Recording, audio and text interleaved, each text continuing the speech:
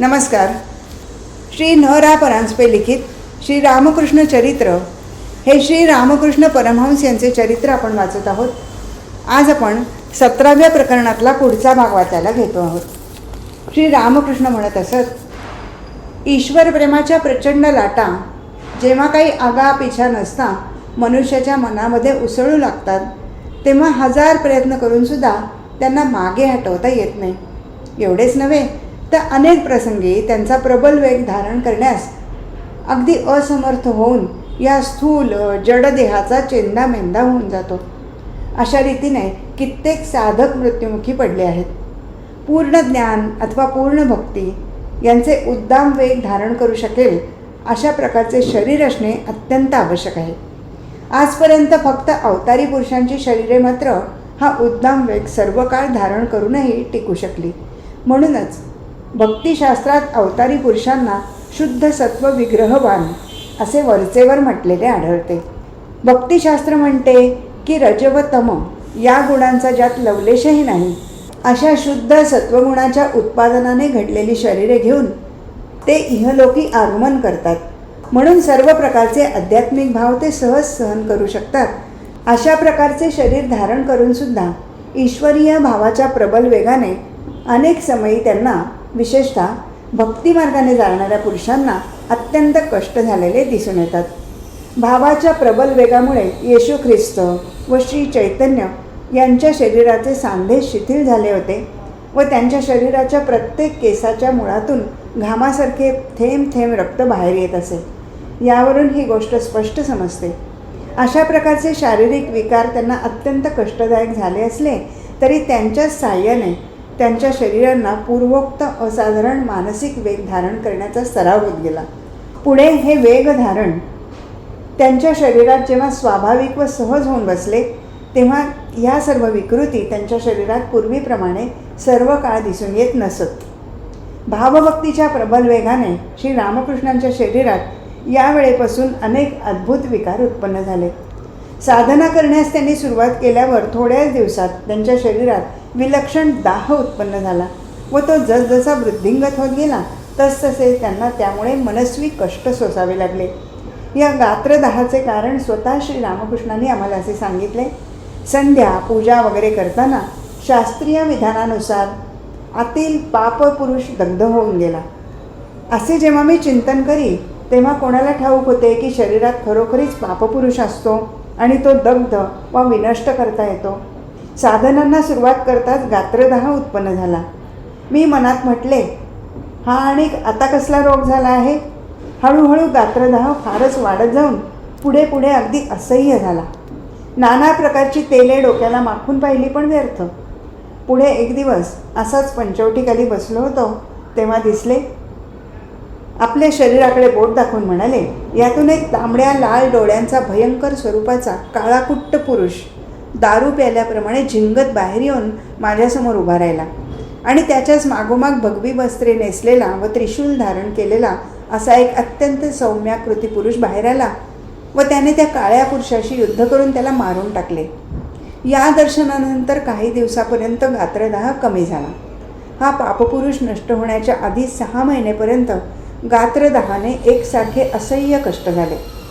श्री रामकृष्णांच्या तोंडून आम्ही असे ऐकले आहे की पापपुरुष नष्ट झाल्यानंतर काही दिवसापर्यंत त्यांचा गात्रदाह कमी झाला तरी थोड्याच दिवसांनी तो पुन्हा सुरू झाला. त्यावेळी श्री रामकृष्ण वैधी भक्तीची सीमा उल्लंघन करून प्रेमाभक्तीने जगदंबेच्या सेवेत तन्मय झाले होते. हळूहळू हा गात्रदाह इतका वाढला की पाण्याने भिजवलेले वस्त्र डोक्यावर एकसारखे 3 तास निथळत ठेवूनही तो दाह कमी होत नसे. पुढे भैरवी ब्राह्मणी झाल्यानंतर तिने हा दाह किती सहज उपायाने नाहीसा केला हे पुढे येईलच. त्यानंतर आणखी एकदा त्यांना गात्रदाहाने असह्य त्रास झाला. त्यावेळी श्री रामकृष्ण मधुर भावाने साधना करत होते.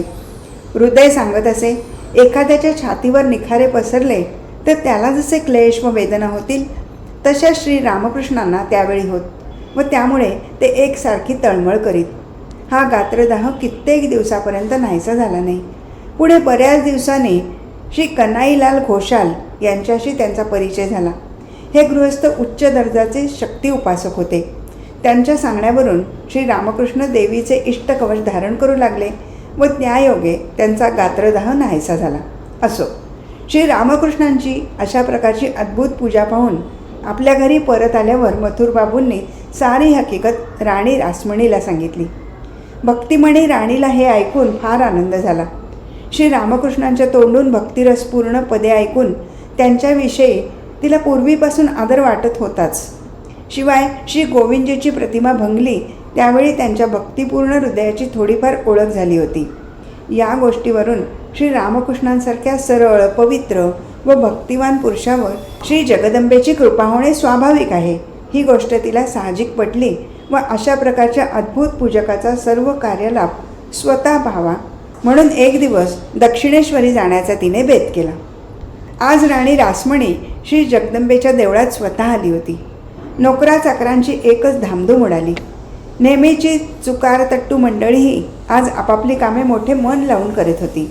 घाटावर जाऊन गंगेचे स्नान करून राणी देवालयात गेली. श्री जगदंबेची पूजा नुकतीच आटोपली होती.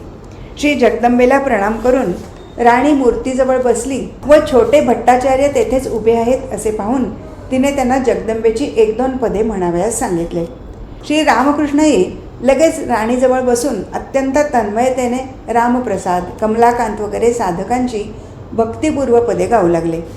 काही पदे गाऊन झाल्यावर श्री रामकृष्णांनी एकाएकी गाणे बंद केले आणि मोठ्या रागाने इथे सुद्धा संसाराचे विचार असे म्हणून एकाएकी राणीला 2 चापट्या लगवल्या. आपल्या अपत्याने काही चूक केली तर बाप रागवून त्याला जशी शिक्षा करतो तसेच श्री रामकृष्णांचेही आत्ताचे आचरण होते. हा विपरीत प्रकार पाहून जवळपास उभे असलेल्या नोकरचाकरात एकच गोंधळ उडाला. कोणी एकदम श्री रामकृष्णांना धरण्यासाठी धावून गेले. देवळात इतकी गडबड कसली हे पाहण्यासाठी बाहेरचेही कोणी लोक आत धावून आले. प्रत्यक्ष राणीला या वेड्या पिराने चपट्या लगवल्या. तेव्हा आता त्याची 100 वर्षे खास भरली अशा तऱ्हेची बडबड सुरू झाली. पण या साऱ्या गोंधळाचे मुख्य कारण जे श्री रामकृष्ण व राणी रासमणी ती दोघे मात्र अगदी शांत होती. श्री रामकृष्णांचे या साऱ्या गोंधळाकडे मुळीच लक्ष नव्हते. ते आपल्याच विचारात मग्न होते आणि आपल्या मनात यावेळी काय चालले होते ते श्री रामकृष्णांनी कसे ओळखले असे राणीही आपल्या मनात आश्चर्य करत होती.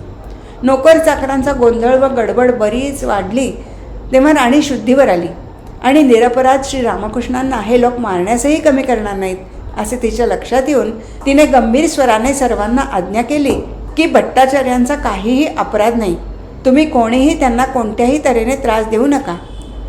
पुढे मथुरबाबूंच्याही कानावर ही सारी हकीकत गेल्यावर त्यांनीही राणीचाच हुकूम कायम केला. या कारणाने त्यातील काही मंडळीत दुःख झाले खरे, पण उपयोग काय? थोरा मोठ्यांच्या गोष्टींची आपणा गरिबांना पंचायत कशाला असा पोक्त विचार करून सर्वजण बिचारे स्वस्थ बसले. असो, श्री जगदंबेच्या चिंतनातच सदैव निमग्न राहू लागल्यापासून श्री रामकृष्णांच्या मनातील भक्ती व आनंदोल्लास हळूहळू इतका वाढला की जगदंबेची पूजा अर्चा वगैरे नित्य नैमित्तिक कार्ये कशीबशी सुद्धा पार पाडणे हेही त्यांना अशक्य होऊन गेले. आध्यात्मिक अवस्थेच्या उन्नतीबरोबर वैदिकर्मे कशी आपोआप गळून पडू लागतात या संबंधाने श्री रामकृष्ण एक अत्यंत समर्पक दृष्टांत देत. ते म्हणत, जोपर्यंत सुनबाई गर्भवती नसते तोपर्यंत तिची सासू तिला वाटेल ते खाण्यास व सर्व प्रकारची कामे करण्यास मोकळीक देते. परंतु ती गर्भवती झाल्याबरोबर या कामी थोडीफार आवडनिवड सुरू होते. जसजसे अधिक दिवस लोटू लागतात तसतशी सासू तिच्याकडे कमी काम देऊ लागते आणि जेव्हा प्रसूतीचे दिवस जवळ येऊन ठेपतात तेव्हा तर गर्भाला काही इजा पोचेल या भीतीने सासू तिला अगदीच काम सांगत नाही. प्रसूतीनंतर बाळंतिणीकडे काम म्हणजे फक्त आपल्या बाळाच्या सेवा शुश्रूषेत दंग असणे हेच असते. श्री रामकृष्णांच्या स्वतःच्या बाबतीतही श्री जगदंबेची बाह्य पूजा अर्चा यासंबंधी अगदी तसेच झाले. त्यांना आता पूजा अर्चा वगैरेबद्दल काळ वेळ याचे भानच राहत नसे. सदैव जगदंबेच्या चिंतनात तन्मय होऊन ज्यावेळी तिची जशी सेवा करण्याची लहर लागेल त्यावेळी तशी सेवा ते करीत. एखाद्या वेळी पूजा वगैरे न करताच प्रथम नैवेद्य समर्पण करत. एखाद्या वेळी ध्यानात निमग्न होऊन आपले पृथक अस्तित्व संपूर्ण विसरून जाऊन श्री जगदंबेच्या पूजा साहित्याने स्वतःचीच पूजा करीत. आत बाहेर सर्वत्र जगदंबेचे निरंतर दर्शन होत असल्यामुळेच अशा प्रकारचे आचरण त्यांच्याकडून होईल ही गोष्ट त्यांच्या स्वतःच्या तोंडून आम्ही ऐकली आहे. ते म्हणत, या तन्मयतेचा लेश मात्र ऱ्हास होऊन जर एक क्षणभर श्री जगदंबेचे दर्शन झाले नाही तर मन असे व्याकुळ होई की त्या विरहाच्या वेदना असह्य होऊन मी जमिनीवर गडाबडा लोळावे आणि आपले तोंड मातीत घासून ओक्साबोक्षी रडून व आक्रोश करून आकाश पाताळ एक करून सोडावे. जमिनीवर लोळल्याने व मातीत तोंड घातल्याने सर्वांग रक्तबंबाळ होऊन जाईल, पण तिकडे लक्षच जात नसे. पाण्यात पडलो आहे की चिखलात पडलो आहे की विस्तवात पडलो आहे याचे भानच नसे.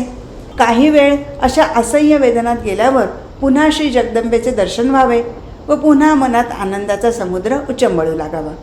श्री रामकृष्णांविषयी मथुरबाबूंच्या मनात अत्यंत भक्ती व आदर होता. तरी जेव्हा त्यांनी राणीलाही चापट्या लगावल्या तेव्हा मात्र मथुरबाबूंचे मन त्यांच्याविषयी थोडेफार साशंक झाले व त्यांना वायुरोग झाला असावा असे त्यांच्या मनाने घेतले. आणि असे व्हावे यात काही आश्चर्य नाही, कारण असे वाटते की मथुरबाबू काही असले तरी विषयबुद्धी संपन्नच होते व श्री रामकृष्णांच्या उच्च आध्यात्मिक अवस्थेची ओळख त्यांना तेव्हा नीट पटली नसावी, म्हणून त्यांना उन्माद झाला असावा असे साहजिकच अनुमान त्यांनी काढले असावे. श्री रामकृष्णांना उन्माद झाला असावा असे वाटताच त्यांनी कलकत्त्यातील सुप्रसिद्ध वैद्य गंगाप्रसाद सेन यांच्याकडून त्यांची परीक्षा करून त्यांचे औषध श्री रामकृष्णांना सुरू केले. एवढेच करून मथुरबाबू स्वस्थ बसले नाहीत. आपले मन नीट आवरून धरावे व ते फारसे भडकू न देता यथाशक्ती साधन करीत जावे असे तर्कयुक्तीच्या साहाय्याने श्री रामकृष्णांना पटवून देण्याची त्यांनी आपल्याकडून शिकस्त केली. या तर्कयुक्तीच्या गोष्टी श्री रामकृष्णांना पटवून देण्यात त्यांची कशी फजिती होईल हे मागे सांगितलेल्या तांबड्या व पांढऱ्या फुलांच्या गोष्टीवरून समजून येईल. देवीची नित्य नियमित पूजा अर्चा श्री रामकृष्णांकडून होणे अशक्य आहे असे जाणून मथुरबाबूंनी त्यासंबंधी निराळी व्यवस्था केली. श्री रामकृष्णांचा चुलत भाऊ रामतारक हा याच सुमारास काही काम मिळेल तर पाहण्यासाठी दक्षिणेश्वरी आला होता. त्याला मथुरबाबूंनी श्री रामकृष्ण बरे होईपर्यंत त्यांच्या कामावर नेमले. ही गोष्ट सन 1858 घडली. रामतारकाला श्री रामकृष्ण हलधारी असे म्हणत असत. श्री रामकृष्ण आम्हाला त्याच्यासंबंधी अनेक गोष्टी सांगत असत. हलधारी हा चांगला पंडित व निष्ठावान साधक होता. श्रीमद भागवत, अध्यात्म रामायण वगैरे ग्रंथ त्याच्या आवडीचे असून तो त्याचे नेहमी पठण करत असे. श्री जगदंबेपेक्षा श्री विष्णूवर त्याची अधिक भक्ती असे. तरी देवीबद्दल त्याच्या मनात अनादर नसे व म्हणूनच त्याने देवीच्या पूजकाचे काम स्वीकारले. कामावर रुजू होण्यापूर्वी मथुरबाबूंना सांगून आपणास प्रसादाऐवजी रोज शिधाच मिळत जावा अशी व्यवस्था त्याने करून घेतली. मथुरबाबूंनी प्रथम या व्यवस्थेला हरकत घेतली. ते म्हणाले, का प्रसाद घेण्याला तुझी का हरकत असावी? तुझा भाऊ गदाधर व भाचा हृदय हे तर रोज देवीचा प्रसाद ग्रहण करतात, मग ते नाही कुठे शेदा घेऊन हाताने करीत? हलधारीने उत्तर दिले, माझ्या भावाची आध्यात्मिक अवस्था फार उच्च आहे. त्याने काही केले तरी त्याला दोष लागणार नाही. माझी स्वतःची इतकी उच्च अवस्था नसल्यामुळे तसे केल्यास मला मात्र निष्ठाभंगाचा दोष लागेल. मथुरबाबू या उत्तराने संतुष्ट झाले व त्यांनी त्याला शिदा देऊन स्वहस्ते स्वयंपाक करण्यास परवानगी दिली. हलधारी तेव्हापासून पंचवटीखाली स्वयंपाक करून जेवित असे. हलधारीचा देवीविषयी अनादर नव्हता, तरी देवीला पशुबळी देणे त्याला आवडत नसे. विशेष पर्वकाळी देवीला पशुबळी देण्याची दक्षिणेश्वरी वहिवाट असल्यामुळे त्या दिवशी त्याच्याने रोजच्यासारखी आनंदाने व उल्हासाने देवीची पूजा होत नसे. असे सांगतात की हलधारीने आजमासे 1 महिना देवीची पूजा केल्यावर एके दिवशी तो संध्या करीत असता एकाएकी त्याच्यासमोर श्री जगदंबा उग्र रूप धारण करून उभी राहिली व म्हणाली, तू येथून चालता हो. तुझी पूजा मी ग्रहण करणार नाही. तू मनापासून पूजा करत नाहीस आणि या अपराधाने तुझा मुलगा लवकरच मृत्यू पावेल. त्यानंतर थोड्याच दिवसात त्याचा मुलगा मरण पावल्याची बातमी त्यास कळली व मग त्याने घडलेली सर्व हकीकत श्री रामकृष्णांना सांगून श्री जगदंबेचे पुजारी पण सोडून दिले. यावेळेपासून हृदय देवीची पूजा करू लागला व हलधारी त्याच्या जागी श्री राधा गोविंदची पूजा करू लागला. प्रकरण 18. पहिल्या 4 वर्षातील आणखी काही गोष्टी 1855 ते 1858. माझ्या आयुष्यात 12 वर्षेपर्यंत ईश्वर प्रेमाचे एकसारखे प्रचंड तुफान सुटले होते. आईला निरनिराळ्या रूपात कसे पाहीन हाच एकसारखा ध्यास लागला होता. इथे माझ्याकडून सर्व प्रकारच्या साधना होऊन गेल्या. ज्ञानयोग, भक्तियोग, कर्मयोग, हठयोग सुद्धा. आयुष्य वाढवण्यासाठी. श्री रामकृष्ण. श्री रामकृष्णांच्या साधना प्रणालीची हकीकत सांगताना प्रथम स्वतः त्या कालासंबंधाने त्यांनी आम्हाला जे मधून सांगितले याचा विचार केला पाहिजे. म्हणजे मग त्या कालाची नीट सुसंगत हकीकत सांगणे सोपे जाईल. त्यांच्या स्वतःच्या तोंडून आम्ही असे ऐकले की ते एकंदर 12 वर्षेपर्यंत निरंतर निरनिराळ्या साधनामध्ये निमग्न होते. दक्षिणेश्वरी श्री जगदंबेची प्राणप्रतिष्ठा सन 1855च्या मे महिन्याच्या 31 तारखेस गुरुवारी झाली. त्याच साली श्री रामकृष्णांनी तेथे पूजकाचे काम स्वीकारले. अर्थात सन 1855 ते 1866 पर्यंतची 12 वर्षे हा त्यांचा साधनकाल होय असे निश्चित ठरते.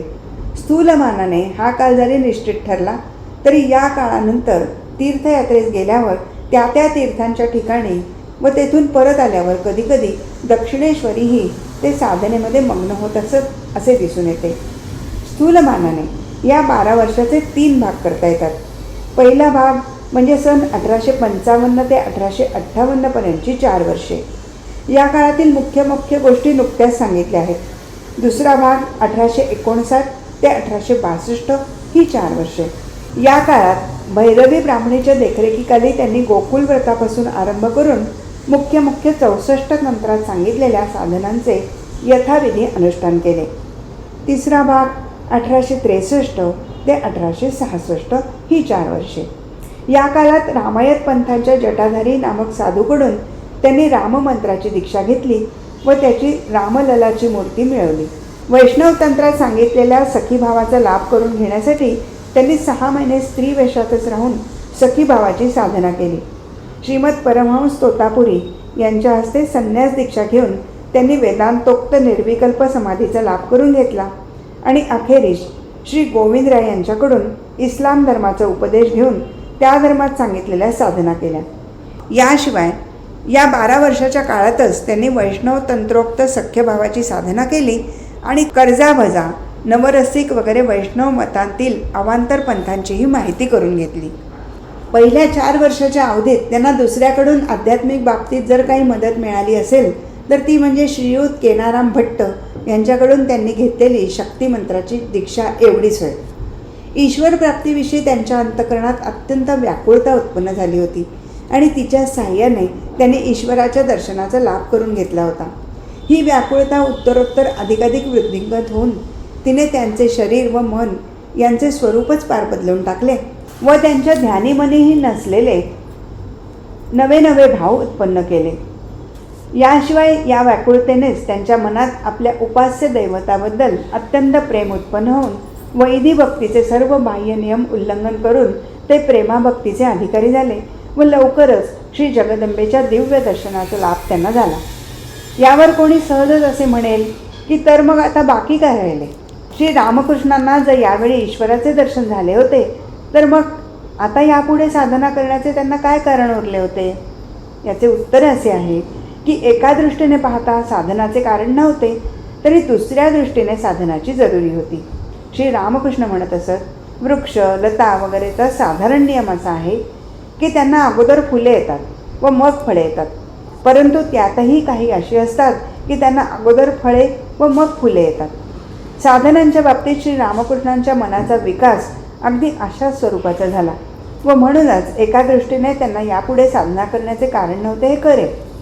परंतु साधना कालाच्या प्रथम भागात जरी त्यांना निरनिराळी दर्शने झाली तरी शास्त्रात वर्णिलेल्या साधकांच्या अनुभवाशी स्वतःचे अनुभव जोपर्यंत त्यांनी मिळवून पाहिले नाहीत तोपर्यंत स्वतःला आलेले अनुभव खरे की खोटे व अशा प्रकारे येणाऱ्या अनुभवांची चरमसीमा तरी कोणती या संबंधाने त्यांचे मन साशंकच राहिले होते. श्री रामकृष्ण सांगत, श्री जगदंबेची निरनिराळी दर्शने मला रोजच्या रोज होत, पण ती दर्शने खरी आहेत की हा मनाचा भ्रम आहे असा मला नेहमी संशय उत्पन्न व्हावा. म्हणून मग अमुक गोष्ट घडून येईल तर ही दर्शने खरी असे मानेन असे मी म्हणावे आणि नेहमी त्या त्या गोष्टी घडून याव्या. अशी स्थिती असल्यामुळे ईश्वर दर्शनानंतर सुद्धा त्यांना साधना करणे जरूर होते.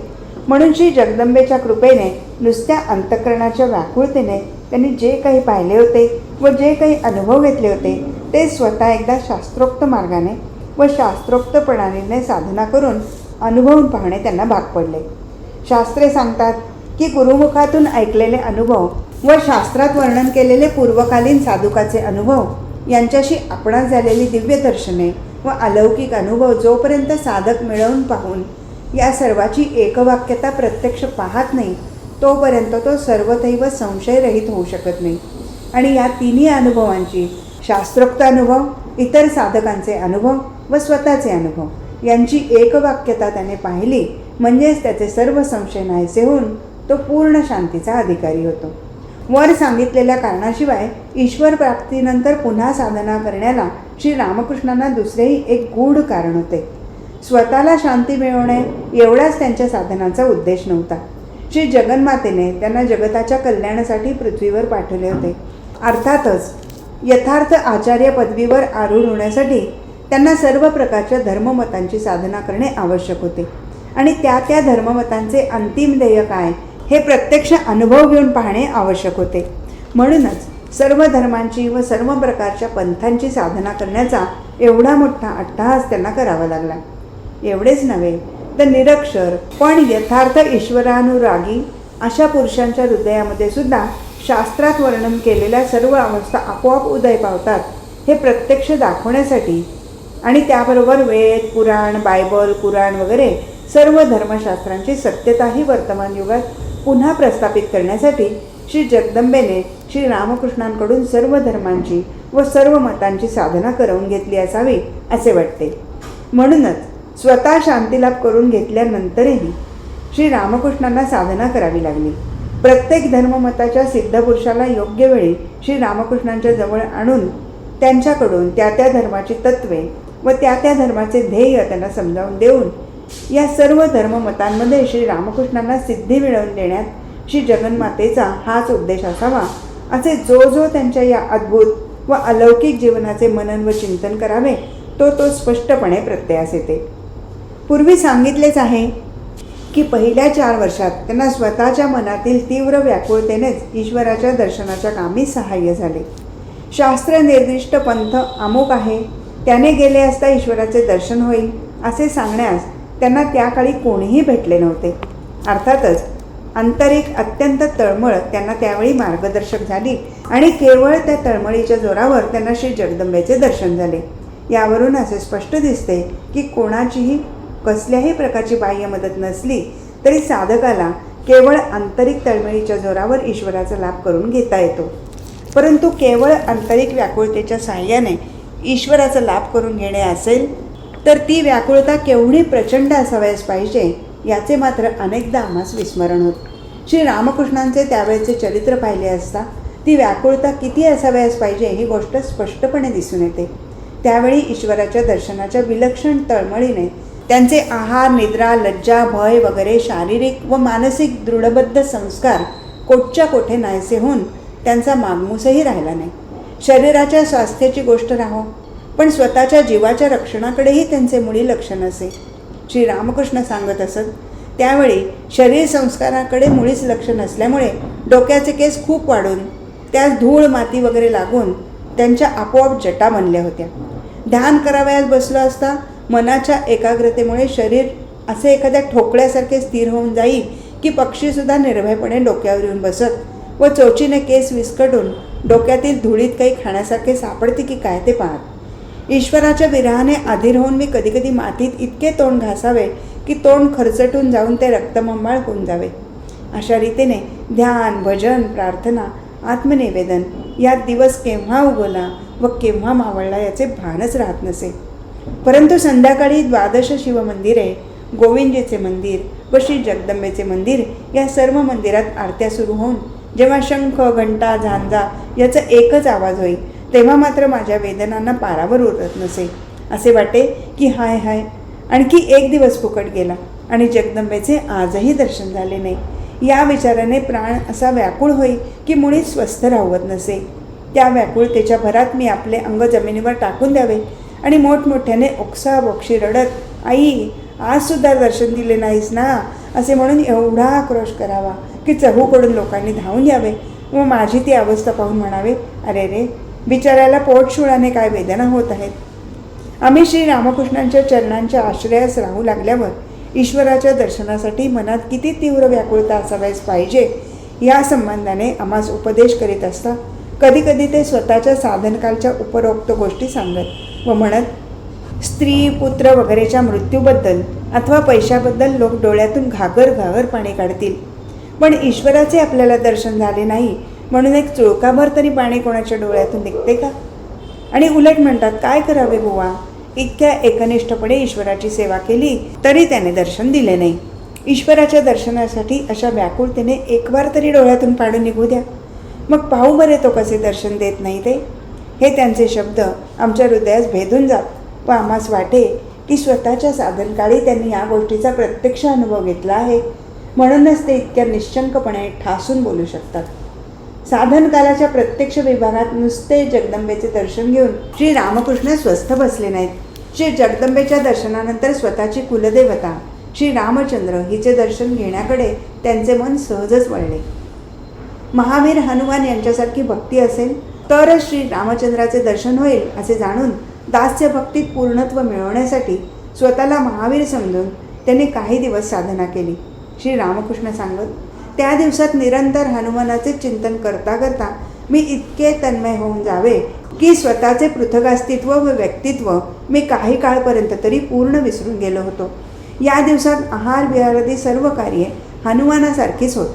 मी मुद्दाम तसे करीत असे नव्हे, तर ते सर्व आपोआप घडून येईल. धोत्राला शेपटीसारखा आकार देऊन ते कमरेभोवती गुंडाळावे, उड्या मारत चालावे, फलं मूल वगैरे वाचून इतर काही खाऊ नये, ते खाताना सुद्धा साली काढून टाकण्याची प्रवृत्ती होऊ नये. दिवसाचा बराचसा भाग झाडावर बसूनच काढावा व रघुवीर रघुवीर असा गंभीर स्वराने एकसारखा आवाज करावा. त्या दिवसात डोळेही वानरासारखे सदा चंचल असावे व आश्चर्याची गोष्ट म्हणजे पाठीच्या कण्याचा शेवटचा भाग आदमासे 1 इंचभर वाढला होता. ही विलक्षण गोष्ट ऐकून आम्ही विचारले, आपल्या शरीराचा तो भाग अजूनही तसाच आहे का? त्यांनी सरळ उत्तर दिले, नाही. महावीराचा भाव मनातून नाहीसा झाल्यावर तो वाढलेला भागही हळूहळू कमी होत जाऊन शेवटी पहिल्यासारखा झाला. दास्यभावाच्या साधनासमयी श्री रामकृष्णांना एक विलक्षण दर्शन प्राप्त झाले. ते सांगत असत, या दिवसात एक दिवस असाच पंचवटीखाली बसलो होतो. तेव्हा म्हणजे काही विशेष ध्यान अथवा चिंतन करत होतो असे नाही, आपल्या सहज बसलो होतो. इतक्या तिथे एक अनुपम ज्योतिर्मयी स्त्रीमूर्ती प्रकट झाली व तिच्या दिव्य तेजाने ते स्थान प्रकाशित होऊन गेले. तेव्हा केवळ ती स्त्रीमूर्तीच दिसत होती असे नव्हे, तर तेथील झाडे झुडपे गंगेचा प्रवाह वगैरे सर्व दिसत होते. असे पाहिले की ती स्त्री कोणीतरी मानवीच असावी, कारण त्रिनयन वगैरे देवी लक्षणे तिच्यात नव्हती, परंतु प्रेम दुःख करुणा सहिष्णुता वगैरे विकार स्पष्ट दाखवणारे तिच्यासारखे तसे तेजस्वी व गंभीर मुखमंडळ मी कुठेही पाहिलेले नाही.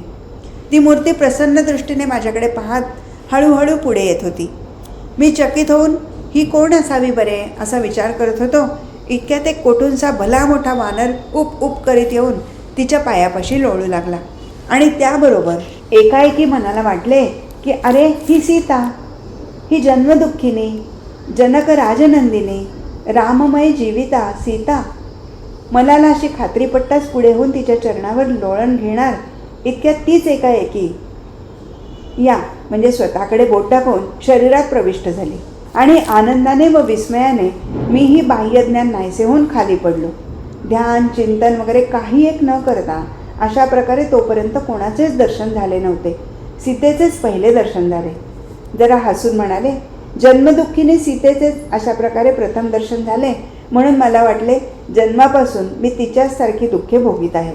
असो, आज इथेच थांबू. हरिओम तत्सत.